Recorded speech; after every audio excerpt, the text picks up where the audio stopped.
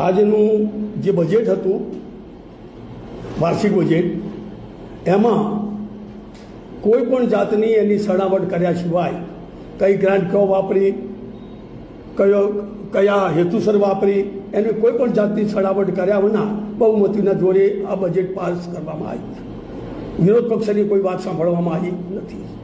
એમાં અમારા વિરોધ પક્ષના 2 જ માણસો હતા. બોર્ડ સિર્ફ 1 મિનિટ. આમાં તમારી કે વિપક્ષ તરીકે શું માગણીઓ હતી કે આ નગરપાલિકાના વિસ્તારોનો વિકાસને લઈને કોઈ સરકારની માંગ છે?